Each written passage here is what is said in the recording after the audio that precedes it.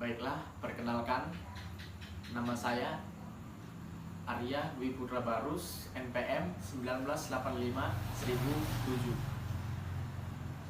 Saya berasal dari Prodi Ilmu Pemerintahan semester 4, Universitas Medan Area. Saya merupakan perwakilan salah satu dari kelompok 3, dan di sini saya akan menjelaskan tentang jurnal yang telah kami bahas sebelumnya, yaitu mengenai tentang sengketa tanah. Baiklah, sengketa tanah tidak dapat dihindari zaman ini. Ini disebabkan karena berbagai kebutuhan tanah yang sangat tinggi di zaman sekarang. Semua di jumlah bidang tanah semakin terbatas atau semakin tersedikit ya. Kita tahu itu semua. Hal tersebut menuntut penggunaan tanah untuk kesejahteraan masyarakat dan terutama kepastian hukumnya. Untuk itu, berbagai usaha yang dilakukan pemerintah yang yakni mengupayakan penyelesaian sengketa tanah dengan cepat, menghindari penumpukan sengketa tanah yang dapat merugikan masyarakat. Misalnya tanah tidak dapat digunakan karena tanah tersebut dalam sengketa. Ya, hal-hal seperti itu harus kita hindari karena bisa menimbulkan perpecahan dalam masyarakat. Nah, pada dasarnya pilihan penyelesaian sengketa tanah dapat dilakukan dengan dua proses. Proses penyelesaian sengketa melalui litigasi di dalam pengadilan, ya kita tahu itu dalam pengadilan, kemudian berkembang proses penyelesaian sengketa melalui kerjasama atau kooperatif, atau bisa kita sebut damai-damai saja di luar pengadilan ya. Proses litigasi menghasilkan kesepakatan yang bersifat adversial yang belum mampu merangkul kepentingan bersama, cenderung menimbulkan masalah baru nantinya, lambat dalam penyelesaiannya. Sebaliknya, melalui proses di luar pengadilan tersebut dapat menghasilkan kesepakatan yang bersifat win-win solution. Dihindari dari kelambatan proses penyelesaian yang diakibatkan karena hal prosedural dan administratif. Menyelesaikan komprehensif dalam kebersamaan dan tetap menjaga kerukunan atau hubungan baik antar sesama, maka terjadi hubungan baik dan dapat menghindari dari sengketa tanah tersebut. Penggunaan peranata penyelesaian sengketa luar pengadilan tersebut kemudian tercantum dalam undang-undang. Kemudian gejala-gejala umum dalam sengketa pertanahan di Indonesia. Secara umum, sengketa tanah timbul akibat adanya beberapa faktor. Terdapat banyak faktor krusial sih sebenarnya dalam sengketa tanah ini. Faktor-faktor ini sangat dominan dalam setiap sengketa pertanahan dimanapun. Adapun faktor-faktor tersebut adalah peraturan. Yang pertama adalah peraturan yang belum lengkap. Yang kedua adalah ketidaksesuaian peraturan. Yang ketiga adalah pejabat pertanahan yang kurang tanggap terhadap kebutuhan dan jumlah tanah yang tersedia. Kemudian yang keempat adalah data yang kurang akurat dan kurang lengkap. Yang kemudian yang kelima adalah data yang keliru. Dan yang terakhir adalah keenam, keterbatasan sumber daya alam. Dari 6 tajuk yang saya simpulkan tadi, ada 2 yang sangat krusial terjadi di Indonesia sekarang ini, yaitu pertama, peraturan yang belum lengkap. Tentu saja peraturan yang belum lengkap ini terjadi karena lemahnya hukum Indonesia, belum memungkinkan para wakil-wakil rakyat kita belum mementingkan apa itu sengketa tanah.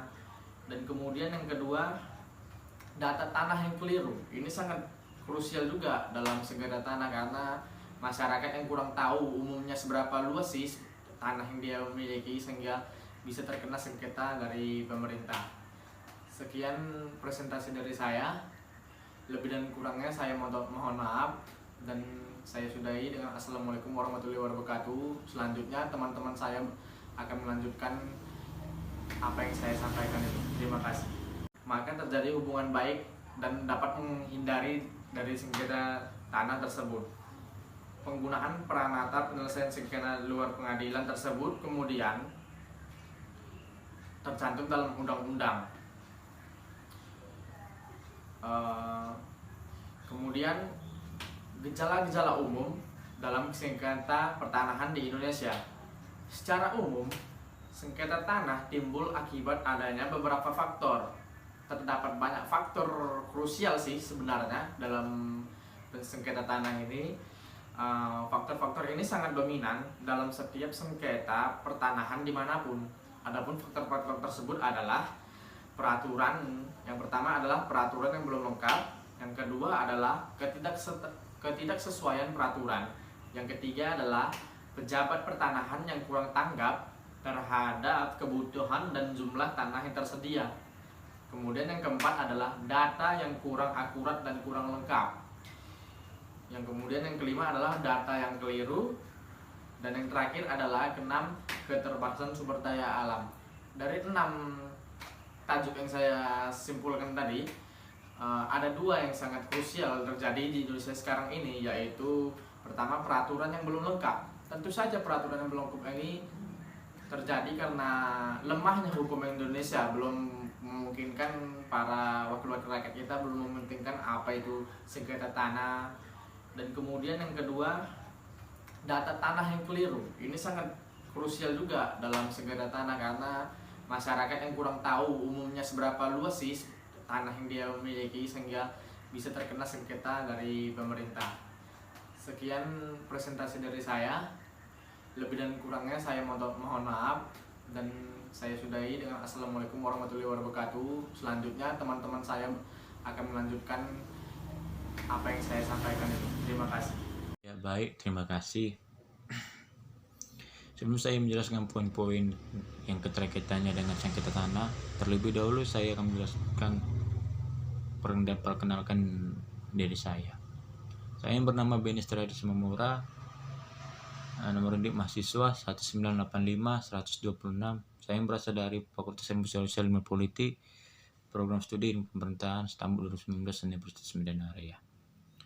Di sini saya akan menjelaskan sedikitnya poin-poin dalam tugas kami ini. Menurut Kepala Badan Pertanahan Nasional Pusat, setidaknya ada 3 hal utama menyebabkan terjadinya sengketa tanah, yaitu A. Persoalan administrasi. Sertifikasi tanah yang tidak jelas. Akibatnya adalah ada tanah yang dimiliki oleh 2 orang dengan memiliki sertifikat masing-masing. Yang B. Distribusi kepemilikan tanah yang tidak merata. Ketidakseimbangan dalam distribusi kepemilikan tanah itu, baik untuk tanah pertanian maupun bukan pertanian, telah menimbulkan ketimpangan baik secara ekonomi, politis maupun sosiologis. Dalam hal ini, masyarakat bawah khususnya petani atau penggarap tanah memikul beban paling berat. Ketimpangan distribusi tanah ini tidak terlepas dari kebijakan ekonomi yang cenderung kapitalistik dan liberalistik atas nama pembangun tanah-tanah garapan petani atau tanah milik masyarakat dapat diambil alih oleh para pemodal dengan harga murah. Legalitas pemilikan tanah. Legalitas pemilikan tanah yang semata-mata didasarkan pada bukti formal atau sertifikat, tanpa memperhatikan produktivitas tanah. Akibatnya secara legal atau de jure, boleh jadi banyak tanah bersertifikat dimiliki oleh perusahaan atau para pemodal besar, karena mereka telah membelinya dari para petani pemilik tanah. Tetapi tanah tersebut lama ditelantarkan begitu saja. Mungkin sebagian orang menganggap remeh dengan memandang sebelah mata persoalan sengketa tanah ini. Padahal persoalan ini merupakan persoalan yang harus segera dicarikan solusinya. Kenapa demikian? Karena sengketa tanah sangat berpotensi terjadinya konflik antar ras, konflik antar suku dan agama. Akibatnya harga dilihat harus dipertaruhkan. Problematik yang terjadi pada tataran normatif yang terdapat persoalan sinkronisasi dan konsistensi berbagai aturan hukum di bidang pertanahan. Dalam kaitannya terdapat hukum dengan pasal 33 ayat 3 Undang-Undang Dasar 1945. Payung hukum inilah yang berlangsung secara periodik dan memiliki variasi karakter. Hukumnya selama Orde Baru pada tahun 1967 dan pada tahun 1998. Aturan hukum mengenai sumber daya alam, khususnya di bidang pertanahan, diterbitkan dan dikeluarkan secara sektoral dengan berlepas kaitannya dengan Undang-Undang Dasar, Program Agraria sebagai aturan hukum pokok atau hukum payung dari semua aturan hukum secara agraria. Karakteristik aturan hukum dan taraf kesinkronannya dengan pasal 33 ayat 3 Undang-Undang Dasar 1945 sebagai berikut. Pada periode tahun 1967 hingga pada tahun 1973, pada periode 1967 hingga pada periode 1973, aturan hukum mengenai pertanahan tidak sinkron dan tidak konsisten dengan pasal 33 ayat 3 Undang-Undang Dasar 1945 dan berkarakter eksploitatif terhadap sumber daya alam, berpihak pada sistem ekonomi kapitalis atau akomodasi pemodal, dan konservatif ortodoks, yaitu hukum menjadi alat bagi pelaksanaan ideologi dan program negara atau positivisme instrumentalis. Pada periode tahun 1973 sampai 1984, aturan hukum mengenai penguasaan tanah memiliki karakter konservatif atau ortodoks, dengan ciri pemerintahan sangat dominan dalam pembentukan hukum dan menentukan arah perkembangan hukum masyarakat. Represif dan pragmatis, dan sangat akomodatif terhadap kekuatan modal atau kapitalisme, terutama kekuatan modal asing lewat negara donor maupun lembaga-lembaga keuangan internasional. Dengan demikian, aturan hukum pada periode ini juga tidak selaras, tidak sinkron, dan tidak konsisten dengan pasal 33 ayat 3 Undang-Undang Dasar 1945. Demikianlah penjelasan saya sedikit ini. Selanjutnya akan dibahas oleh teman-teman saya di kelompok saya ini. Terima kasih.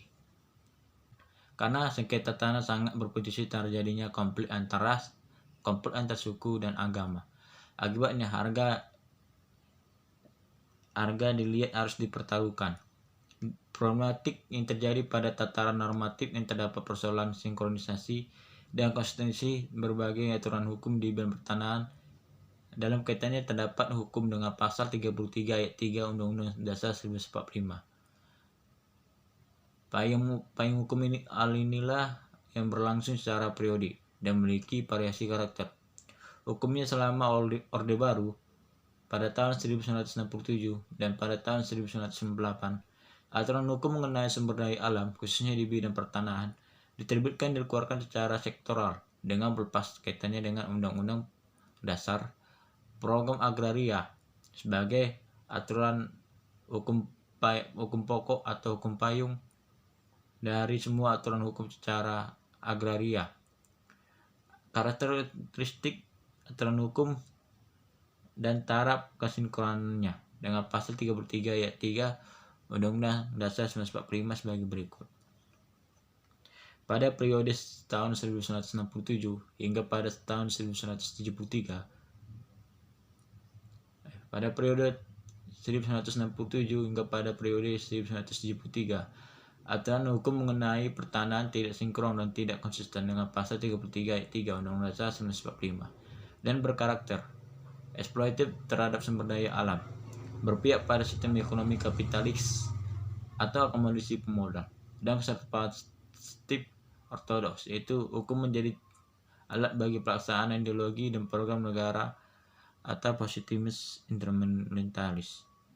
Pada periode tahun 1973 sampai 1984, aturan hukum mengenai penguasaan tanah memiliki karakter konservatif atau ortodoks, dengan ciri pemerintahan sangat dominan dalam pembentukan hukum dan menentukan arah perkembangan hukum masyarakat. Represif dan pragmatis, dan sangat akomodatif terhadap kekuatan modal atau kapitalisme, terutama kekuatan modal asing lewat negara